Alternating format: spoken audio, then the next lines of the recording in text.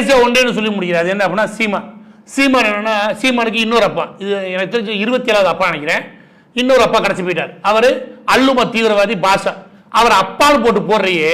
நான் கேட்கிறேன், இவன் அப்பானா இந்த செத்து போற பிள்ளைலாம் இவையெல்லாம் என்னன்னு சொல்லுவேன்? இவங்க குடும்பத்துல என்ன சொல்லுவேன்?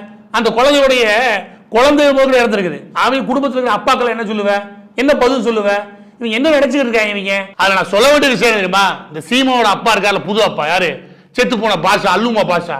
அந்த ஆளு ஊர்ல தட்டாத கோர்ட்டே கிடையாது. எல்லா கோர்ட்லயும் போய் எனக்கு பெயில் தாங்க நின்னாரு. லாஸ்ட்ல சுப்ரீம் கோர்ட் போனாப்ல. சுப்ரீம் கோர்ட்ல போய் என்ன சொன்னாங்க? இதே கதை தான். இவ்வளவு வருஷமா நாங்க ஜெயில இருக்கோம், நீங்க எனக்கு கொஞ்சம் பெயில் கொடுங்கட்டாங்க. இந்த வழக்கு சல்மான் ருஷ்டியை கொண்டு வராங்கன்னா, இந்த சல்மான் ருஷ்டிக்கு சம்பளம் எவ்வளவு? ஒரு ஹியரிங்க்கு 20 லட்சம் ரூபா, 20 to 30 லட்சம் ரூபாய் கேட்பான்.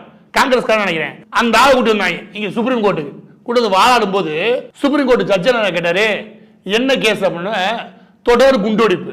எவ்வளவு இறந்து போனாங்க? 58 பேர். எவ்வளவு பேர் காயமடைஞ்சாங்க? 200க்கும் மேற்பட்டவர். எவ்வளவு ஷாப் எங்கெங்கெல்லாம் வச்சாங்க வரிசையா லிஸ்ட் பண்ணான்னு வச்சுக்கவேன். இந்த ஆளு 25 வருஷம் உள்ள இருக்க பிரச்சனை கிடையாது. எனக்கு 58 பேர் இறந்து போனானே, அதை பத்தி என்ன பேசுற? இந்த ஆளுக்கு பெயில்ன்றது கொஸ்டினே கிடையாது. ஓடி போட்டாய். எது? சுப்ரீம் கோர்ட்ல வெறும் 6 மாசம் முன்னாடி அடிக்காயிட்டு இருந்தாங்க. இதுதான் சீமான் அப்பா, புதிய அப்பா. எது?